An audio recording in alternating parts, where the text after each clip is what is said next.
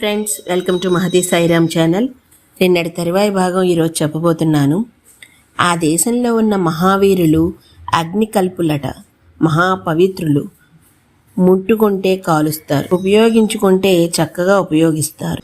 అస్త్రాది విద్యలలో పరిపూర్ణులు. కానీ వాళ్ళ విద్య రౌడీజాన్ని పెంచేది కాదు, ప్రజల్ని హింసించేది కాదు, ఇళ్ళు తగలబెట్టేది కాదు, సామాన్యుల్ని హత్య చేసేది కాదు, ప్రదర్శనల కోసం, సరదాల కోసం ఉపయోగించేది కాదు. వాళ్ళ విద్య గుహలో ఉన్న సింహం లాంటిది. వాళ్ళు గుహలో ఉన్న సింహం లాంటి వాళ్ళు. ఎంత మంచి మాట ఇది! దానికి లేవవలసిన అవసరం వచ్చినా, దాన్ని ఎవరైనా లేపినా వాళ్ళు చేస్తారు. కానీ అది ఉన్నంత వరకు గుహకు అందం, గుహ దుర్నిరీక్ష్యం. ఆ మహాయోధులు అంతే. ఇటువంటి ప్రజలతో, అటువంటి యోధులతో ఉన్న మహారాజు సంపదకు వెలనిచ్చేవి గజాలు, అశ్వాలు.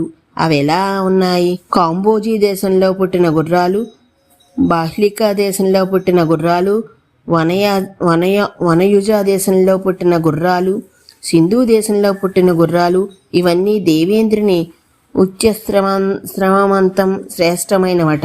అలాగే విద్యాపర్వతాల్లో పుట్టిన ఏనుగులు, హిమాలయాల్లో పుట్టిన ఏనుగులు, ఐరావత కులంలో, మహాపద్మ కులంలో, అంజన కులంలో, వామన కులంలో పుట్టిన ఏనుగులు. ఇవన్నీ భూమికి గల 4 దిక్కులుగా ప్రతీకలు. ఏనుగుల్లో ఎన్ని జాతులు, అన్ని విధాల సామర్థ్యాలు. అన్ని ఏనుగులు అన్ని పనులకు పనికిరావు. కొన్ని సరదాగా అంబారీ వేసుకుని ఊళ్ళో తిరగడానికి మాత్రమే పనికొచ్చేవి, కొన్ని బరువుల్ని మోయడానికి మాత్రమే పనికొచ్చేవి, కొన్ని యుద్ధాలకు మాత్రమే పనిచేసేవి. ఇలా రకరకాల పొగురు మోతులు. భద్రగజాలట, మంద్రగజాలట, మృగగజాలట. మళ్ళీ వీటిని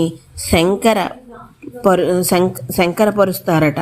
అప్పుడు భద్రంతో మంద్రాన్ని కలిపితే భద్రమంద్రం, భద్రంతో మృగాన్ని కలిపితే భద్రమృగం, మృగాన్ని మంత్రంతో కలిపితే మృగమంత్రం. ఇటువంటి గజ సంపద అంతా దశరథునిది. అయితే ఇవన్నీ మదధారలతో కనబడుతూ ఉండేవి. కథలని కొండల్లా ఉన్నాయట. దీన్ని చదివి ఒక మంచి కవి తిరిగేసి ఆలోచించి కరికలేబరంలా కదలదు కొండ అన్నాడు. రామాయణ గానం విన్న ఋషులు ఏమన్నారు? పరం కవీనా మాధారం అన్నారు కదా, అదే ఇది. సరే, అటువంటి అయోధ్య నగరంలో మహారాజులు నివసించే రాచనగరం పేరు సత్యనామట. దీని కైవారం 2 యోజనాలు. అటువంటి నగరంలో ఉంటూ సక్రసముడై దశరథుడు భూమిని శాసిస్తున్నాడు. ఈరోజుకి ఇక్కడితో ఆపుతున్నాను. మిగతాది రేపు చెప్తాను. అంతవరకు ధన్యవాదాలు.